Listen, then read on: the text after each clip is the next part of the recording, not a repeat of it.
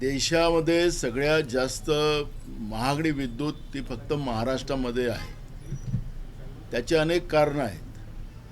पण महाजनको जो कोळसा निर्मिती करते, म्हणतो जे विद्युत निर्मिती करते, त्या महाजनकोमध्येच मोठा भ्रष्टाचार आहे.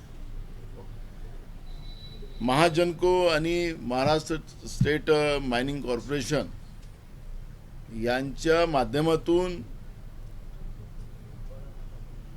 अनेक घोटाळे या ठिकाणी समोर येतात आणि हे यांच्या मागं जे काही कॉन्ट्रॅक्टर आहेत त्याच्यामध्ये Hind महामिनरल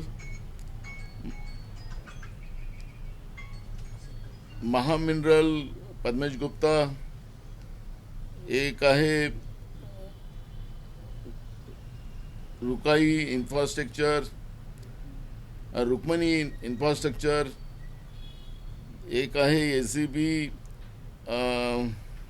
Aryan coal beneficiaries, Mahavir coal washeries, अशा पद्धतीच्या विकास, विशाल जैन, अजय मृग, श्याम मित्तल, अशा पद्धतीची ही सगळी मोठी मोठी लोक या पडद्याच्या मागं आहेत. गेल्या 5 वर्ष यांनी महाजनकोला वॉशरीज कोळसा देण्याचं यांना टेंडर मिळालेला होता आणि हा कोळसा निकृष्ट दर्जाचा आहे. या पद्धतीचं महाजनकोनी वारंवार यांना पत्रसुद्धा दिलेले आहेत, अनेकदा दिलेले आहेत. त्याची कारणं पण दाखवलेली आहेत की या कोळशाचं जे काही याला हे दिलं जातं की जसं 3800 JCBचा यांना कोळसा दिला जातो. हा कच्चा कोळसा वाशीमध्ये पाठवून त्याला जवळपास 4600 JCB क्षमतेपर्यंत अपग्रेड करून कोळशाचे शुद्धीकरण केले जाते. अशा पद्धतीचं ते टेंडर असते. आता जो कोळसा यांना दिला जातो त्याच्यातलं 85% कोळसा हा महाजनकोला त्यांनी दिला पाहिजे. 15% त्याच्यातले लॉसेस, त्याच्यातली माती, त्याच्यातला गोटा, हा सगळा त्याच्यातला बाहेर काढला गेला पाहिजे. अशा पद्धतीचं टेंडर असतं. याच्यामध्ये आपल्याला हे जे 5 वर्षात जो टेंडर आता अजूनही चालूच आहे, तर या 5 वर्षामध्ये जवळपास 10,000 कोटी रुपयाचं घोटाळा या कंपन्यांनी या ठिकाणी केलेला, ज्या कंपन्यांची नावं मी या ठिकाणी आपल्याला सांगितलेली आहे. आता हा घोटाळा करत असताना महाजनकोनी यांना जवळपास 2,000 कोटी रुपयाचं त्यांच्याकडून रिकव्हरी काढायचं एक पत्र पाठवलेलं आहे. 10,000 कोटीचा घोटाळा झाला, त्याच्या पद्धतीचं कागद महाजनकोच्या रेकॉर्डमध्ये पण आहे. पण ही कोणाची लोक आहेत? हे सरकारमध्ये बसलेल्या लोकांची लोक आहेत का? त्यांच्यासाठी या व्यवस्था केल्या जातात काय? आणि मग सामान्य ग्राहकांकडून जास्त पैशाचं बिल घेऊन सामान्य माणसाला लुटायसाठी हे सरकार महाराष्ट्राचं बसलं आहे का? योगायोगाने हे खातं राज्याच्या मुख्यमंत्र्यांकडे आहे. एकीकडे स्मार्ट मीटरचं ओरड लोकांमध्ये चाललेली आहे. सरकारला विचारलं तर केंद्र सरकारने आम्हाला हे कंपल्सरी केलेलं असं सांगतात. पण बाकी राज्यामध्ये स्मार्ट मीटर का कंपल्सरी केला गेला नाही? महाराष्ट्रातच का केला गेला? यांचे अधिकारी लोकांच्या घरी जातात, जबरदस्ती गुंडाईजम करतात, रेग्युलर मीटर काढतात आणि स्मार्ट मीटर तिथं लावतात. मुख्यमंत्री सांगतात की ऐच्छिक आहे आणि एकीकडे त्यांचे अधिकारी गुंडागिर्दी करताना पाहतात. आणि या महागडीच्या काळामध्ये राज्याच्या जनतेकडून महागडी विद्युत विकून त्यांच्याकडून लुटायचं काम केलं जाते. आणि असे जे धंदाकडे लोक जे आहेत त्याच्यामध्ये मी मगाशी नावं सांगितली तुम्हाला. पद्मेश गुप्ता असेल, संजय राजीव अग्रवाल असेल, श्याम मित्तल असेल, नितीन उपरे असेल, अजय मृग असेल, विकास जैन असेल, अशा लोकांना त्यांच्यासाठीच हे टेंडर काढले जातात का? हा प्रश्न या ठिकाणी निर्माण झालेला आहे. अनेक मुद्दे या ठिकाणी आहे. पण मी या निमित्तानं राज्याच्या मुख्यमंत्र्यांना मी याची सविस्तर एक पत्र आत्ता मेल करतो आणि मी जेव्हा मुंबईला जाईल त्यावेळेस त्यांना भेटूनही सांगतो की याच्यामधली चौकशी झाली पाहिजे आणि एवढ्या मोठ्या प्रमाणात हा जो भ्रष्टाचार इथं चाललेला आहे आणि राज्याच्या जनतेला या निमित्ताने आपण महागडी विद्युत देऊन त्यांना लुटलेलं आहे, तर याची जबाबदारी कोणी घ्यावी, ती सरकारने घ्यावी, अशा पद्धतीची भूमिका आमची त्याच्यामध्ये राहणार आहे. आत्ता अजून काही टेंडर निघतात आहेत, काही लोकांना पुढं ठेवून महाजेनको त्या ठिकाणी टेंडर काढतात आहेत. त्याच्यामध्ये डोमेस्टिक कोलचं टेंडर आता जे निघतात आहेत त्याला 3 मिलियन टन प्रतिवर्ष 5 वर्षाकरिता अरबिंदो आणि अदानी या दोघांना देण्यासाठी त्या पद्धतीची एक प्रक्रिया सुरू झाली. टेंडरच असं काढायचं की की जेणेकरून त्या टेंडर त्यांनाच मिळालं पाहिजे, कारण की हे जागतिक पातळीचं टेंडर असतात. जगामधून येऊ द्या ना, कमी किमतीमध्ये आणि चांगला कोळसा देणारा, ज्याच्यापासून नुकसान कमी फायदे जास्त, अशा पद्धतीचे टेंडर का काढले जात नाही आणि विशिष्ट लोकांना पुढे ठेवून टेंडर काढले जात असतील तर ह्या सगळ्या गोष्टीला उद्याच्या विधानसभेत आम्ही मांडू. हे खातं मुख्यमंत्र्याकडे असल्यामुळे मुख्यमंत्र्यांनीच याच्याकडे लक्ष घातलं पाहिजे, अशा पद्धतीची आमची भूमिका आहे. आणि हे सगळे माझ्याजवळ पेपर जे आहेत हे सगळे महाजनकोचे आहेत. त्यांनी या सगळ्या कंपन्यांना लिहिलेले पत्र आहेत, त्यांच्याकडून काढलेल्या रिक्वेरीच्या बद्दलचे आहेत आणि दिलेल्या कोळशामधून कसे त्याच्यात राख मिळवलेली होती, त्याच्यात गोटे कसे मिळवलेले होते, त्याचे पर्सेंटेज किती होते, याची सगळी माहिती या कागदांमध्ये आहे. त्यामुळे चौकशी करण्यापेक्षा डायरेक्ट कारवाई या ठिकाणी व्हावी, कारण की आम्ही त्याला माहिती देतो आहे, त्यांच्याच विभागाची माहिती देतो आहे. त्याच्यामुळे मला वाटतं की एक आपले स्वच्छ प्रतिमेचे असलेले राज्याचे मुख्यमंत्री देवेंद्र फडणवीस या प्रकरणामध्ये तातडीने लक्ष घालतील आणि हा चाललेला भ्रष्टाचार थांबवतील, नाहीतर त्यांचाही सुद्धा याच्यामध्ये सहभाग आहे. अशा पद्धतीची भूमिका पुढच्या काळात आम्हाला मांडावं लागेल, हे सांगण्यासाठी मी आपल्याला इथं बोलवलं होतं. कंत्राटदारांचे पैसे थकीत झाल्यामुळे मुंबईमध्ये एका कंत्राटदारानं आत्महत्या केल्याचं प्रकरण पुन्हा आंदोलन सुरूच आहे. हे आपले नळ योजनेचे कॉन्ट्रॅक्टर असतील, रस्त्याचे कॉन्ट्रॅक्टर असतील, हा वेगळा भाग आहे. त्याच्यावरचे नंतर आपण पत्रकार परिषद घेऊ, त्याला वेगळं आपण देऊ नये, कारण की आज राज्यात सणासुदीचा काळ आहे.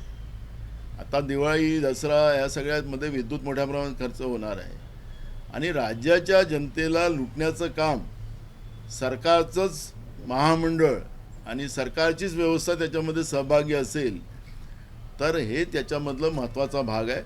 त्यामुळे मला असं वाटतं की कोळसा कांड, कोळशामध्ये भ्रष्टाचार, कोळशामध्ये सगळ्या सरकारचं आणि त्या महाजनकोमध्ये असलेल्या सगळ्यांचा हात त्याच्यामध्ये काळा झालेला आहे, अशा पद्धतीचं हे चित्र आहे. आणि हे जे कोण ठेकेदार ज्यांचे नावं मी कॉन्ट्रॅक्टरांची नावं या ठिकाणी मी मांडलेले आहेत, हीच लोक, यांच्यावर रिकव्हरी आहे. हे काळ्या यादीमध्ये आलेले लोक आहे. पद्मेश गुप्ता हा काळ्या यादीत आलेला होता, याला कसं पुन्हा कॉन्ट्रॅक्ट दिला गेला, हे सगळे प्रश्न या निमित्तानं आहेत. त्याच्यामुळे हा भयानक भ्रष्टाचार जो आहे, एकीकडे राज्यातल्या शेतकऱ्यांना पैसे द्यायला यांच्याजवळ नाही, झालेल्या नुकसानची भरपाई द्यायला यांच्याजवळ नाही, नवीन नोकऱ्या लावायला सरकारच्या तिजोरीत पैसे नाही, बेरोजगार रस्त्यावर फिरतात आहेत आणि एकीकडे धंदागड्यांच्यासाठी राज्याच्या तिजोऱ्या लुटून जनतेचे खिसे कापून सरकार काम करत असेल, हे कदापि आम्ही सहन करणार नाही. त्यामुळे या सगळ्या गोष्टीची वास्तविकता तुमच्या माध्यमातून आम्ही सरकारकडे पाठवतो आहे आणि मी स्वतः सरकारला आजच मुख्यमंत्र्याला ईमेल करून ही सगळी सविस्तर माहिती आम्ही त्या ठिकाणी देतो आहे. आता तुम्ही म्हटलं की जे कॉन्ट्रॅक्टर होते ते काळ्या यादीत होते, काय मागणी आहे? जे कॉन्ट्रॅक्टर त्यांना काळ्या यादीत असलेली लोक सरकारनेच काळ्या यादीत आणले. पद्मेश गुप्ता हा काळ्या यादीत होता, त्याचं NCLTने त्यांचं ऑप्शन काढलेलं होतं. मग तो जिवंत झाला कसा, त्याला कॉन्ट्रॅक्ट कसे मिळालेत?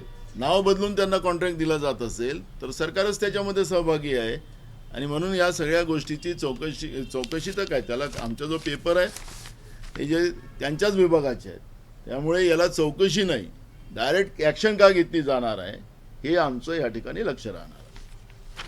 राहुल गांधींची पुण्यात सभा भरवण्याचा नागपूरमध्ये पुढच्या महिन्यामध्ये राहुलजींचं ती तारीख अजून यायला आहे, पण पुढच्या महिन्यात राहुलजींची छात्रों की गूंज नागपूरमध्ये कार्यक्रम घेतला जाणार, अशा पद्धतीची माहिती आमच्याकडे आहे. नांदेडमध्ये शेतकरी तहसीलदाराच्या कार्यालयात गेला होता, नायब तहसीलदार वाद केला तसं आता हुकुमशाह आहे, देशाचे राज्यकर्ते, राज्याचे राज्यकर्ते हे हुकुमशाहसारखं वागतात आहेत, त्याचा परिणाम सगळ्या सर्वसामान्याला भोगावं लागतात, कारण की प्रशासनही तसंच वागतं आहे. त्यामुळे हे काही आता राज्यामध्ये आणि देशातल्या कुठल्या सरकारी यंत्रणेमध्ये हे गोष्टी आता नवीन राहिलेली नाही. 14 दिवस झाले जे आदिवासी विद्यार्थी आहेत ते आपल्या मागणीला घेऊन बसलेले आहेत. भंडारा असतील, गोंदिया असतील, वर्धा येथील सगळे विद्यार्थी आहेत. 28 मागण्यांचे पूर्ण व्हावे आहे त्यांची मागणी आहे. बिलकुल आहे की आदिवासीच्या तोंडचा घास सरकार पळवते आहे, त्यांच्या योजना पळवतात आहेत आणि त्याच्यामुळे स्वतः राहुल गांधीजींनी काल मुख्यमंत्र्यांना पत्र लिहून त्या पद्धतीची त्यांना माहिती दिलेली आहे. त्याच्यामध्ये मुख्यमंत्री त्या सगळ्या गोष्टीवर कारवाई करतील अशा पद्धतीचं त्यांचे मंत्री काल सांगत होते. त्यामुळे मला असं वाटतं की महाराष्ट्रातला आदिवासी आज रस्त्यावर आला असेल आणि त्याच्यातही मुख्यमंत्री म्हणतात की हे कोणत्या पक्षाचे कार्यकर्ते आहेत हे आम्हाला माहिती आहे. आदिवासी आहे, त्यांना पक्षात मोजू नका. त्यांचा जो संविधानिक अधिकार आहे त्यांना भेटू द्या आणि त्यांना भेटून त्यांचं समाधान करा. त्याला पक्षीय याच्यामध्ये नेऊन तुम्ही त्यांच्या जखमेवर मीठ सोडू नका, एवढंच आमचं म्हणणं आहे. चला आता यांचं हे कोळसा कोलगेट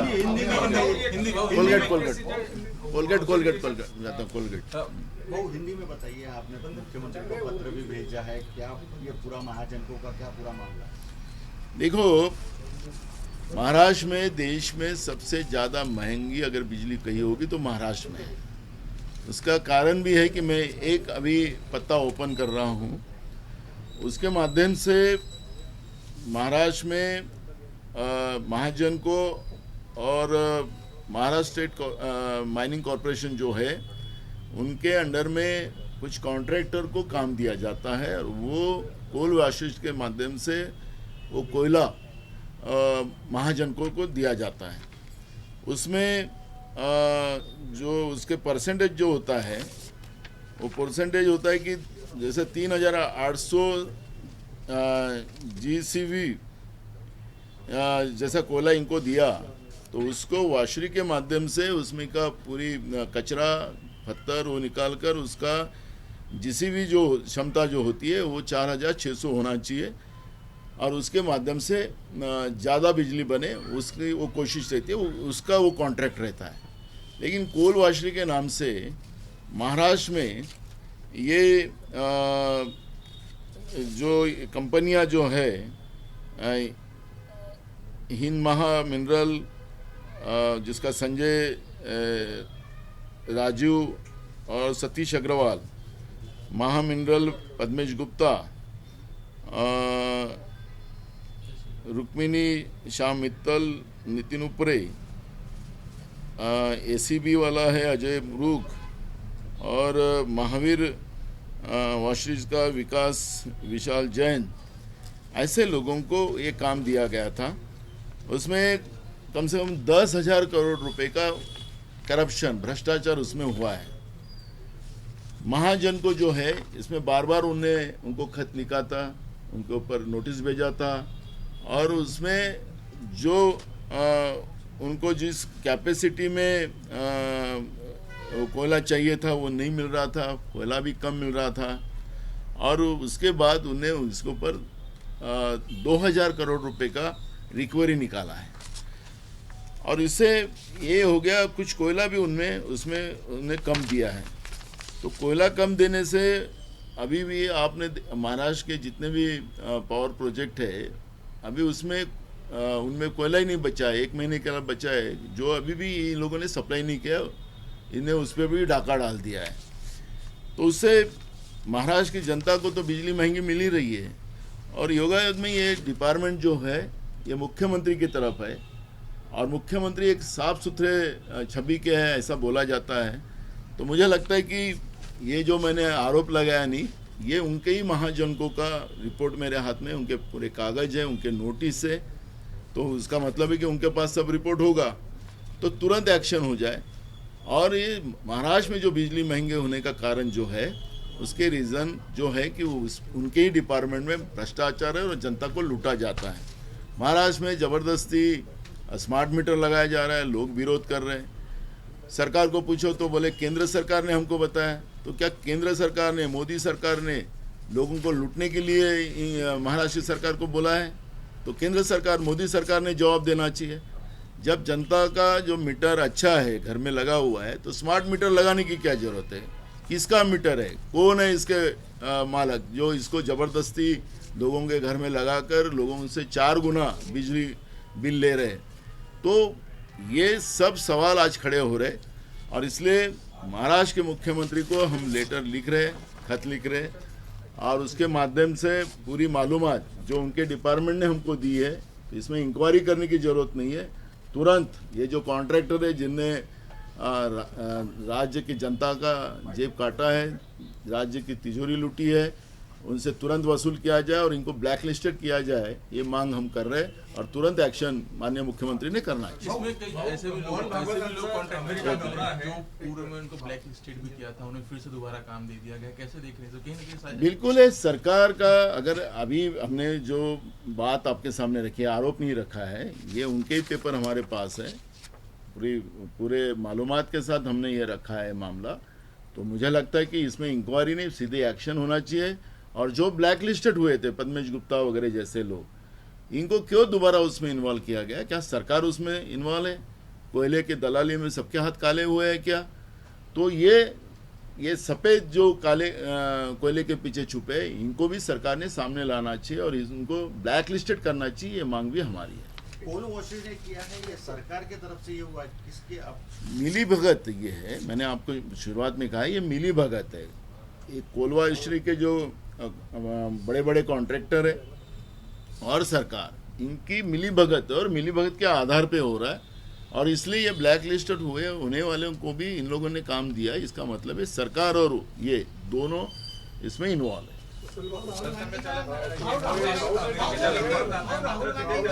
अरे इसको काले को काला ही रहने दो, अभी क्यों सफेद कर रहे हो? मैं अपन और कल, मेरे पास और दूसरा एक इशू है, तो मैं कल करेंगे अमेरिका कॅनडाला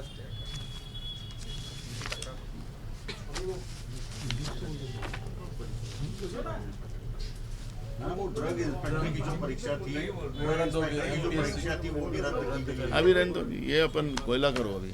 अरे बिजली के बिल का तुम्हें असर नहीं पड़ रहा है? नहीं पड़ रहा है? तुम्हारे को फ्री बिजली माफ है?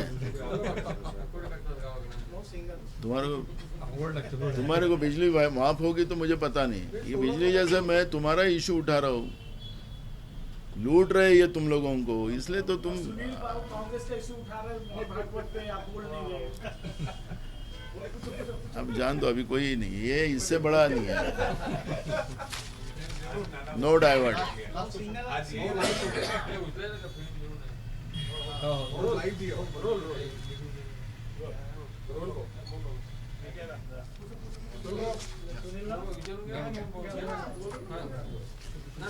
मोहन भागवत अमेरिकेच्या दौऱ्यावरती आहे, तिथे विरोध देखील त्यांना होतोय, मात्र सरकारनं अद्याप त्याबद्दल काही स्पष्टता केली नाही, मात्र त्या ठिकाणी विरोध देखील होतोय। देशाच्या प्रधानमंत्र्यांनी लाल किल्ल्यावर सांगितलं की सगळ्यात मोठं NGO RSS आहे, आणि RSSचे प्रमुख अमेरिकेत गेल्यानंतर, कारण की अमेरिकेने पहिलेच RSS संघटनेला आतंकवादी संघटना म्हणून जाहीर केलेला आहे।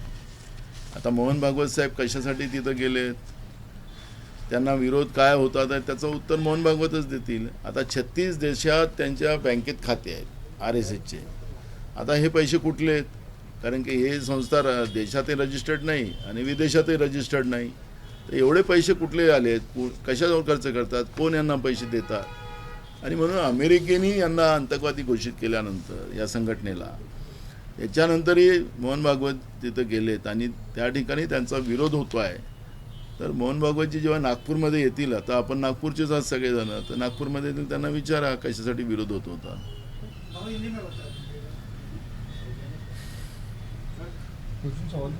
मोहन भागवत अमेरिका गए हैं, विरोध हो रहा है, उनको कैसे? मोहन भागवत जी अमेरिका गए, वहाँ उनका विरोध हो रहा है, उनको वहाँ पे वो संगठना को, RSS संगठना को आतंकवादी संगठना करके अमेरिका ने घोषित किया था। तो भी मोहन भागवत जी वहाँ गए, और देश में तो ये संस्था रजिस्टर्ड नहीं है, लेकिन इनके 36 देशों में इनके बैंक में खाते हैं, उसमें खरबों रुपया उसमें पड़ा हुआ है। ये पैसा कहाँ से आया, किसने दिया, काय के लिए यूज़ किया जाता है, इसकी मालूमात किसी को नहीं है। और ऐसे समय में वहाँ पर उनका विरोध होना, तो मोहन भागवत जी नागपुर के ही है, तो नागपुर में आएंगे तो आप नागपुर से ही हो, तो मुझे लगता है कि आप पूछो उनको क्यों विरोध हो रहा था, तो वही बताएंगे उसका जवाब। रुपाली चाकणकरांचं पुण्यात बार अँड रेस्टॉरंट आहे, उद्घाटनाला मोठे मोठे नेते आले होते, काय सांगाल, राजकीय चर्चांना उदाहरण आलेलं आहे? कौन है रूपाली? रुपाली चाकणकर माहित नाही मला।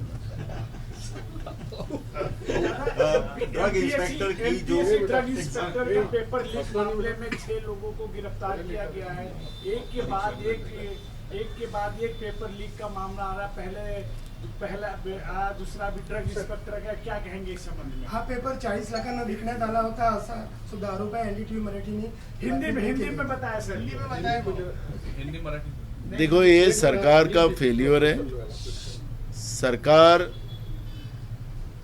जैन जी का भविष्य खराब करना चाहते हैं, उनका जीवन अंधकारमय करना चाहते हैं, और उसी का परिणाम है कि सरकार इस तरह के पेपर लीक कर कर एग्ज़ाम कैंसिल कर कर फिर बाद में उनका ओवर एज होने का तक वो इंतज़ार करते हैं, और उस तरह से कई पीढ़ियाँ इन लोगों ने बर्बाद किया। सरकार को नीट की एग्ज़ाम को फौज लगाना पड़ा, मिलिट्री लगाना पड़ा। तो सरकार ये जो है केंद्र की हो, राज्य की सरकार हो, ये सरकार की स्थिति के बच्चों का एग्ज़ाम भी नहीं ले सकती, तो ये सरकार का फेल्योर है। और जैन जी का भविष्य खत्म करने के पीछे ये लोग लगे हैं, और उसी का परिणाम है कि हर एग्ज़ाम इनके पेपर लीक होते हैं। और पेपर लीक करने वाले कौन हैं? तो बीजेपी के ही लोग आते हैं, बीजेपी के लोग वहाँ पे सामने आते हैं। नीट के एग्ज़ाम में तो आपको पता है कि कुलकर्णी से लेके कौन कौन लोग उसमें थे, किसके लोग थे, कौन से दल के लिए काम करते थे, वो सबके सामने आ गए। तो मुझे लगता है कि ये बीजेपी का ही षड्यंत्र है, आने वाले जनरेशन को बर्बाद करने की ये व्यवस्था इन लोगों ने बनाई, और इसलिए पेपर लीक होने की परंपरा चलते जा रही। एमपीएससी कडून औषध निरीक्षक पद रद्द झाली। याच पद्धतीनं पेपर लीक करायचं, मग तो पेपर लीक झाला की मग त्याला पेपर रद्द करायचं, असे एक नाही अनेक पेपर जे राज्य सरकारच्या वतीनं घेतले गेले, त्याच्यामध्ये असंच फुटीचं कारण पाहतो आहे। असं करता करता अनेक तरुण मुलं मुली त्यांची ओव्हरेज होतो, आणि ओव्हरेज होऊन त्यांचं भविष्य खराब केलं जाते, असं चित्र आज महाराष्ट्रात पाहतो। नीटच्या परीक्षेमध्ये तर केंद्र सरकारला मिलिटरी लावून परीक्षा घ्यावी लागली। केंद्राचं सरकार असो की राज्याचं सरकार असो, मुलांचं पेपरसुद्धा ते स्वतः घेऊ शकत नाही, तर ह्या सरकारचं फेल्युअर आहे। सरकार त्याच्यासाठी आता हे सरकार कामातून गेलेलं सरकार आहे, आणि त्याच्यामुळे या सरकारचा परिणाम तरुण पिढी भोगते आहे। तरुण पिढीचं आयुष्य बर्बाद हे लोक करतात आहेत, आणि म्हणून आज जैनजी यांच्या विरोधात रस्त्यावर उतरलेली आहे, आणि सरकारला सळो की पळो करताय। त्याचं कारणच असं आहे की यांनी या पोरांचं भविष्य खराब केलं, त्याचे परिणाम आता हे सरकार भोगते आहे, असं चित्र आपण पाहतोय। थँक्यू। पांडा एक्सप्रेस जो रेलवे ने चलाया था उसका विरोध हो रहा है।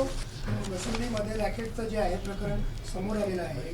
आरटीओ ग्रामीणच्या ह्याच्यामध्ये रात्री बैठक सुरू होती, आणि विशेष म्हणजे ज्यांच्या विरोधात एसआयटीची चौकशी सुरू आहे ते अधिकारी तिथे होते, जे नागपुरात त्यांचं पोस्टिंग नाही आहे। तर असे जे काही एक प्रकरण समोर येतं, काय बोलतो? बघा, एकदम सिंपल असं आहे। राम मंदिरची चोरी असो की आता मथुरेमध्ये सुद्धा तेच अवस्था आहे, सुप्रीम कोर्टाला डायरेक्शन द्यावं लागलं त्याच्यामध्ये।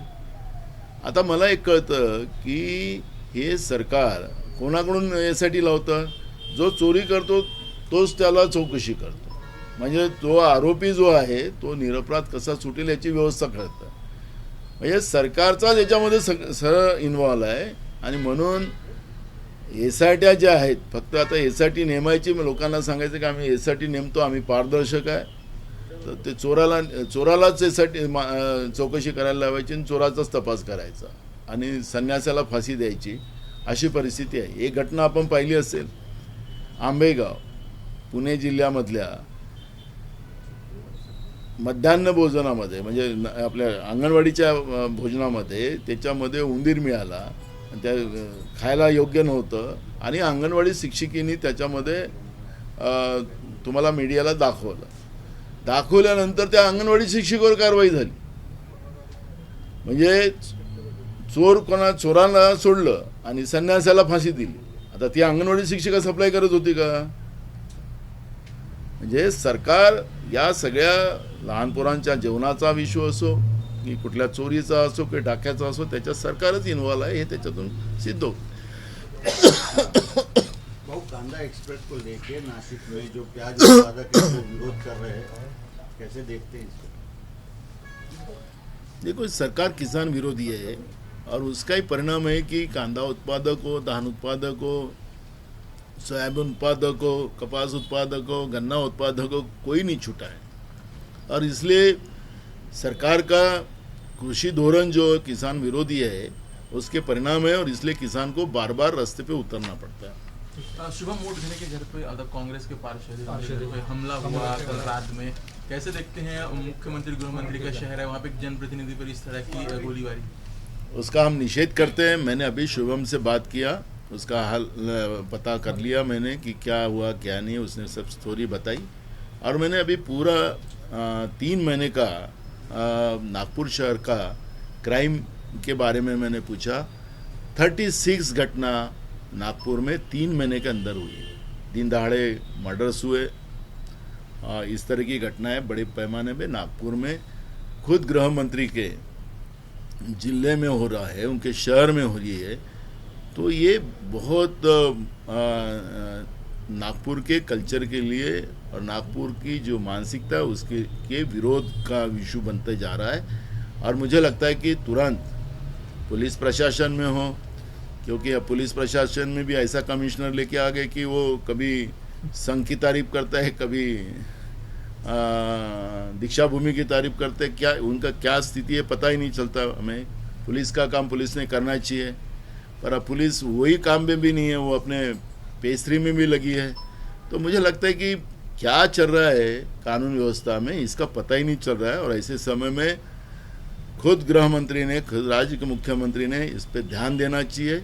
और नागपुर की जो स्थिति अब बनी हुई है, महानगर पालिका के पार्षद भी अब सुरक्षा के इसमें नहीं है, तो ये गंभीर बात है और इसलिए मुख्यमंत्री ने ध्यान देना चाहिए, ये हमारी मांग है. सर, मलकापुर के डिप्टी मेयर ने टीपू सुल्तान की तस्वीर कार्यालय में लगाया है, इस संबंध में क्या कहेंगे? मालेगांव में हुआ है. तो मुझे लगता है कि इतिहास में कितने लोगों को जाना है, इतिहास के ऊपर ही चलना है, तो मुझे पता नहीं. लेकिन आज जो हमारे सामने जो इशू है, महंगाई है, बेरोजगारी है, किसान के इशू है, चाइना ने हमारे अरुणाचल में पूरा उनका एंट्री हो चुका है. ये इशू हमारे लिए महत्व के हैं. अब टीपू सुल्तान का क्यों लगाया, किसी ने शिवाजी महाराज का क्यों लगाया, कोई राज्य में होता है ऐसा? अब ये जो चल रहा है ये सही में मुझे लगता है कि ये इशू पे नहीं, और ये जैन जी को ये बात को तो एक्सेप्ट ही नहीं है. ये हिंदू मुसलमान करने की जो बात बार बार होती है, अब जैन जी को मान्यता ही नहीं है उसकी. आज के पीढ़ी के लिए हमें क्या करना है और कल की पीढ़ी के लिए हमको क्या करना है, उसके बारे में सोचो ना. ये सोचने से इसने टीपू सुल्तान का क्यों लगाया, दूसरे राज्य में किसी ने बोलते शिवाजी महाराज का क्यों लगाया. अगर ये चलते रहे देश में तो देश बर्बाद होगा. और मुझे लगता है कि जैन जी को जो चाहिए, किसानों को जो चाहिए वो देने की मानसिकता हो, गरीब को क्या देना है वो मानसिकता होना चाहिए, ऐसा हमें लगता है. उसने क्यों लगाया, सरकार की जवाबदारी है, वो सरकार ने क्या करना चाहिए वो उसकी सरकार की जवाबदारी है, वो हमारी कोई जवाबदारी नहीं है. लेकिन जिस तरह का एक वातावरण अभी एक सिंपल है कि हमारे बम्बई में गणेश जी के लालबाग का राजा में अनंत अंबानी को वहाँ पर क्या उनके कमेटी जो है उसमें उसको कोई सदस्य आमंत्रित करके रखा है, तो उसको क्यों किया, उसका एक विरोध शुरू हो गया. अब गणपति बापा तो दुबई में भी बैठते हैं आजकल, पूरे दुनिया में गणपति बापा है. मैं कई दुनिया में हमारे दोस्त है वो बताते हैं कि हमने भी गणेश जी रखा है। तो मुझे लगता है कि हम लोग जात भाषा प्रांत, हमारा हिंदुस्तान वो नहीं है। हम विविध जाति विविध धर्म और विविध भाषाओं का हमारा देश है, फिर भी हम एक है। तो हम उसमें लटक पड़े हैं कि अनंत अंबानी को क्यों बनाया लाल बाग राजा में। तो मुझे लगता है कि ये इशू बहुत संकुचित भाव के होते हैं, और जो आज हमारे जैन जी जो रास्ते पे आ रहा है, जिस तरह से उनकी मुंह से बातें हम जो सुन रहे हैं, ये बहुत ही गंभीर है। पहले उनकी तरफ ध्यान देना चाहिए और जात धर्म के आगे आकर लोगों ने बात करना चाहिए, ऐसा मुझे लगता है। मनुस्मृति को लेकर जो बयान दिया था राहुल गांधी जी ने, अंबानी और शिवाजी का बात अलग हो जाती है, जहाँ तक टीपू सुल्तान का भारतीय जनता हमने बोला ना, जो सरकार है सरकार देखे। मनुस्मृति को लेकर राहुल गांधी जी ने जो बयान दिया था उसको लेकर अब भाजपा हमलावर है, कई तर्क दिए जा रहे हैं। उनका कहना है कि राहुल गांधी सनातन का अपमान कर रहे हैं, हिंदू धर्म का अपमान कर रहे हैं। वो हिंदू धर्म की कमियों तो बताते हैं, लेकिन जो दूसरे धर्म है उसको चुप्पी साध जाते हैं। क्या कैसे देखते हैं? मुझे ये बताइए, वो अगर कोई भाजपा वाले करते हैं या संघ वाले अगर राहुल गांधी जी के ऊपर टीका कर रहे होंगे, तो उनसे मुझे लगता है कि मैं उनको सवाल पूछता हूँ, क्या हमारे देश की महामहिम राष्ट्रपति द्रौपदी मुर्मू जी जो है, वो तो पार्लियामेंट के दोनों सदनों की मुखिया है। जब पार्लियामेंट का इनॉग्रेशन हुआ, उनको क्यों नहीं रखा गया? क्यों नहीं रखा गया? जब राम मंदिर जी का राजकीय व्यवस्था के आधार पर वहाँ पर प्राण प्रतिष्ठा की गई, तो हमारे देश की महामहिम राष्ट्रपति द्रौपदी मुर्मू को क्यों नहीं रखा गया? तो मनुस्मृति में भी महिला का जिस तरह से विरोध है, वो आज से नहीं, जब सावित्रीबाई फुले ने और महात्मा ज्योतिबा फुले ने जब महिलाओं को पढ़ाने की बात करी, तो तब भी यही व्यवस्था ने उनका विरोध किया था। तो राहुल गांधी ने उस बात पे बात की है। तो मैं तो तुमको वो इतिहास में नहीं लेके जा रहा हूँ, महात्मा ज्योतिबा फुले और सावित्रीबाई फुले का, जो हमारी महामहिम राष्ट्रपति, उनका अपमान नहीं हुआ, वो महिलाएं करके उनको इनॉग्रेशन में नहीं रखा गया। उसका जवाब देंगे ये लोग। इसलिए मुझे लगता है कि ये उन्हें कहा कि मनुस्मृति और संविधान, इसमें फ़र्क है। कुछ लोग मनुस्मृति लाना चाहते हैं, और लाना चाहने वाले लोग अगर राहुल गांधी का विरोध करते तो हम विरोध करेंगे, क्योंकि इस देश का सर्वश्रेष्ठ संविधान है और संविधान को कोई हाथ नहीं लगाए, ये उसकी जवाबदारी हमारी है और हम उसका काम करेंगे। मुख्यमंत्री का महिला आरक्षण का समर्थन करना चाहिए। आश्रम शाळेमध्ये मुलींचा मृत्यू झाला ते प्रकरण समोर आलं, पण आता त्या बाबतीत भाजपकडनं हे म्हटलं जात आहे की मारोतराव कोवासी यांची ती शाळा होती, त्याचप्रमाणे वसंतराव पुरके यांच्या पण आश्रम शाळेबद्दल प्रश्न उचलण्यात येत आहेत, आरोप करण्यात येत आहेत, व्हिडिओ क्लिप समोर आल्या। तुमची इमेज चांगली आहे, पण तुम्ही आपल्या पक्षातल्या या लोकांना काही नेत्यांना सल्ला द्याल का, किंवा त्याबद्दल काय बोलाल? मला हा प्रश्न विचारला गेला, मी सगळ्यात पहिले मीच प्रश्न उपस्थित केला होता आणि त्या आधारावर त्या ठिकाणी कारवाई झाली, त्या शाळेची मान्यता पण रद्द करण्यात आली। मूळ प्रश्न ते काँग्रेसची आहे की भाजपची आहे की शासनाची आहे, याच्यावर मला जायचं नाही आहे। दर 6 महिन्यांनी राज्य सरकारचे आदिवासी विभागाचे अधिकारी या शाळेंचे इन्स्पेक्शन करतात, तपासणी करतात, मराठीमध्ये तपासणी करतात। तपासणीमध्ये या सगळ्या गोष्टीची पाहणी करतात। त्यांनी जे रिमार्क दिलेले आहेत त्याच्या आधारावर ती आश्रमशाळा चाललेली आहे। त्या नियमामध्ये ती आश्रमशाळा काम करत नसेल आणि त्या ठिकाणी आदिवासींच्या मुलामुलींना मिळणाऱ्या सगळ्या फॅसिलिटीजपासून त्यांना वंचित ठेवल्या जात असेल, त्यांना खाली झोपवलं जात असेल, तर तिथंच कारवाई करायला पाहिजे होती, तर 3 बालकांचा जीव गेला नसता। तर त्याच्यामुळे हा त्या आश्रमशाळेवाल्यांचा दोष आहे, ती अमुक पार्टीची आहे म्हणून, असं आम्ही मानत नाही। आमच्या काळामध्ये आमच्या मुख्यमंत्र्याचं चुकलं तर तातडीनं आम्ही त्याला राजीनामा द्यायला लावलेले होते। अशा अनेक उदाहरण आहेत, अनेक उदाहरण आहेत। तुम्ही तर आम्हाला आमच्या भाजपमध्ये तर राजीनामा हा विषयच नाही असं सांगणारी भाजपमध्ये लोक पाहायला मिळतात। हे काँग्रेस आणि भाजपचा प्रश्न आहे, त्या आदिवासींच्या अधिकाराचा प्रश्न आहे, आणि म्हणून राहुलजींनी जी भूमिका मांडली ती बरोबर आहे। सरकार त्याच्यामध्ये सहभागी आहे, सरकारचं आदिवासी विरोधी धोरण जे आहे ते त्याला पोषक आहे, आणि त्याच्यामुळे हे सगळे प्रॉब्लेम उभे झालेले आहेत।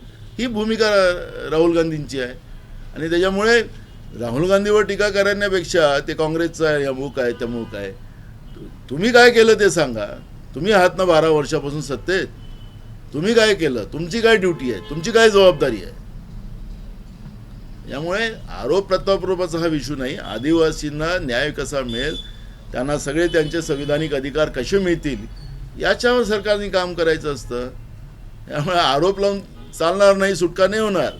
तुम्ही जेवढा तो शाळेवाला दोषी आहे त्याच्यापेक्षा सरकार जास्त जबाबदार आहे, हे आम्ही मानतो.